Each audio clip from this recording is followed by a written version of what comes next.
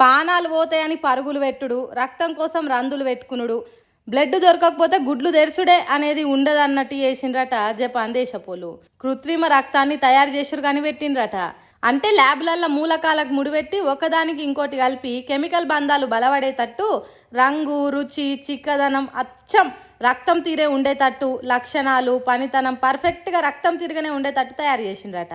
పరిశోధన చేసి పుట్టించిన రక్తం మంచిగా పనిచేస్తుందా అనే పరీక్షలు కూడా ఫలితాలు ఇచ్చినాయట. అయితే రక్తం గ్రూపులు ఎన్నుంటాయి, అన్ని తీర్ల రక్తాలను తయారు చేసుడు కాకుండా ఎసోంటి రక్తం గ్రూప్ ఉన్నోళ్ళకైనా ఒక్క తీరు రక్తాన్ని ఎక్కించేటట్టు తయారు చేసిండ్రట. మంచిగున్నది కదా వాళ్ళు చేసిన ఉపాయము. మనిషికి సూది గుచ్చి రక్తం తీయకుండానే ఫలానా గ్రూప్ రక్తమే కావాలనని ఉరుకులు పరుగులు తీయకుండానే సరైన టైంకు సరిపోను రక్తం దొరుకుతుందో దొరకదో అనే టెన్షన్ పడకుండా జపాన్ దేశమోడు తయారు చేసే రక్తం మంచిగా పనిచేస్తుంది కావచ్చు కదా. మరి దాని పరిశోధనలు పూర్తయి మన దేశం దాకా ఎప్పుడు వస్తుందో తెలియదు. కానీ జపాన్ దేశపోడు తయారు చేసే కృత్రిమ రక్తంతో పోయే పానాలు ఆగబట్టొచ్చు. రక్తం దొరకక చచ్చిపోయింది అనేది లేకుంటుంటుంది.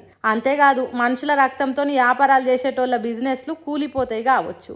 రక్తం గ్రూపులు ఏంటి అని పరీక్షలు చేసే అక్కరే లేకుండా, ఆలస్యం లేకుండా ఎంబటే జపాన్ దేశపోల రక్తం ఎక్కిస్తే ఆశ లేని మనిషి లేచి కూర్చుంటాడు. మరి చూడాలి అసంటి రక్తం మనకి ఎప్పుడు అందుబాటులోకి వస్తుంది.